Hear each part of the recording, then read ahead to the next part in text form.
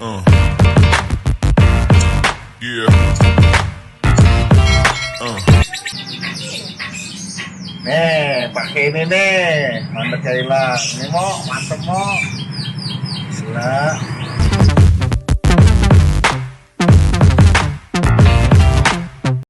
Salam akar rumput Nusantara bersama saya Yoga Channel. Ya, terima kasih teman-teman yang selalu bergabung dan setia terhadap Yoga Channel, yang selalu melihat dan belajar melalui Yoga Channel. Mohon maaf baru bisa bergabung lagi di YouTube dan baru bisa berbagi lagi. Ada sesuatu hal yang harus dikerjain sebelumnya.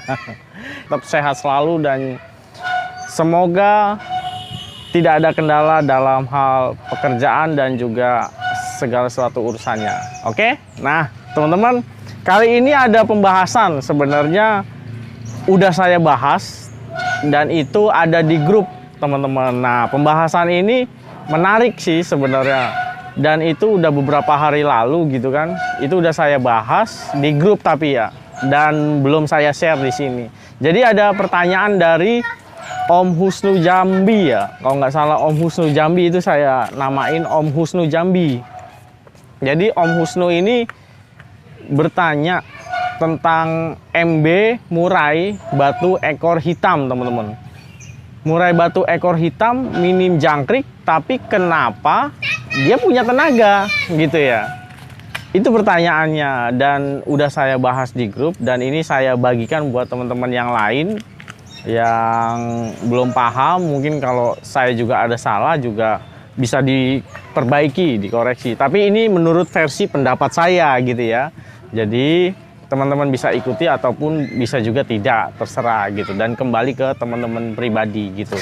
Nah, kenapa MB ekor hitam itu tidak main jangkrik banyak tapi tenaganya bisa dapet gitu ya? Itu pertanyaannya Om Husnu Jambi. Ini buat teman-teman yang lain juga. Jadi gini teman-teman, sebelumnya kan kita flashback dulu ya. Sebelumnya kan saya pernah bahas mengenai settingan, pola settingan yang saya terapkan itu kan jangkriknya full. Jangkriknya antara 20, 15, 10 atau sampai 35, 15 gitu kan ya maksimal ya. Saya kan jangkriknya seperti itu teman-teman. Nah, itu untuk ekor putih gitu kan. Nah, kenapa di MB ekor hitam gitu kan, MB balak mungkin yang darahnya ke arah hitam, dia itu jangkriknya minim tapi tenaganya kok bisa dapat gitu kan. Dan itu kan jadi sesuatu apa ya, pertanyaan dari dalam diri juga gitu kan. Dan disinilah ada bedanya. Jadi gini, namanya MB ekor hitam dan MB ekor putih itu kan dua karakter pribadi murai yang berbeda. Kenapa MB ekor putih itu butuh jangkrik banyak? Ya karena memang dari segi karakter, sifat mental petarungnya itu memang belum terlalu baik. Kalau menurut saya belum terlalu baik dibandingin dengan MB ekor hitam gitu teman-teman. Makanya dia butuh jangkrik banyak supaya yang dikejar di awal itu kan birahinya, sehingga ekornya bisa gibas tak tak tak tak gitu kan. Baru dia dapat birahinya, baru enak gitu. Dan butuh porsi jangkrik yang ekstra gitu. Makanya dia bisa gibas-gibas ekor gitu. Baru dia dapat birahinya. Birahinya di sini positif ya. Seperti itu. Tapi kalau jangkriknya sedikit, ya menurut saya dia pasti dapat birahinya memang. Tapi ketika digantang, kalau 2 sesi nggak kuat. 1 sesi bisa dapat, tapi 2 sesi belum tentu gitu teman-teman. Nah, kenapa di ekor hitam itu jangkrik di bawah 10 ke bawah cuma 55, 33, 77 gitu kan. Pagi sore 7, sore 7 gitu kan. Pagi 3, sore 3 gitu kan.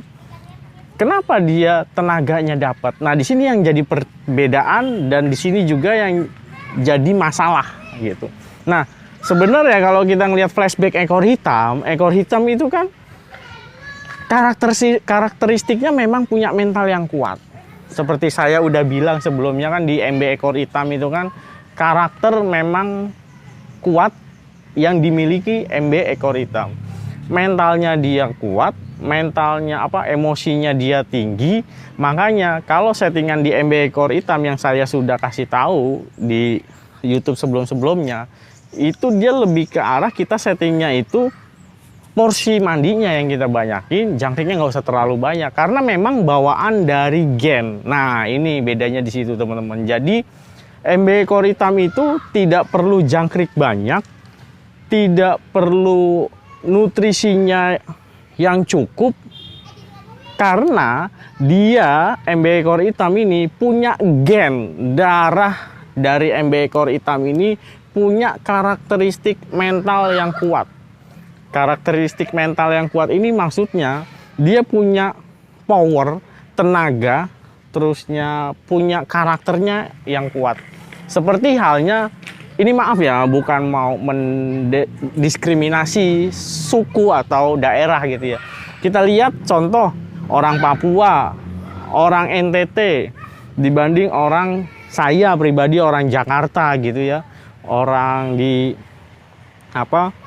di Jakarta, saya di sini deh gitu. Dibanding orang NTT, orang Papua, dia tanpa harus makan yang seperti saya, bawaan ketika dia lahir dan dia adaptasi di lingkungan, dia itu punya fisik, tenaga yang menurut saya tidak diragukan. Dalam artian tanpa harus minum vitamin, tanpa harus minum yang namanya suplai makanan yang bergizi, tenaganya dia sih udah sehat-sehat, fit gitu loh. Tenaganya itu bawaan gen, tenaga fit fisiknya itu bawaan gen dari orang tuanya, kedua orang tuanya. Jadi tanpa vitamin pun, tanpa asupan yang baik pun, dia itu udah punya gennya itu yang sehat-sehat gitu. Berbeda ketika saya pribadi, misalkan saya hidupnya di Jakarta, tanpa vitamin, tanpa asupan nutrisi yang baik, ya mungkin saya orang yang lemah gitu ya. Perbedaannya ada di situ. Gitu teman-teman. Jadi butuh makan yang banyak, butuh vitamin, asupan nutrisi yang baik.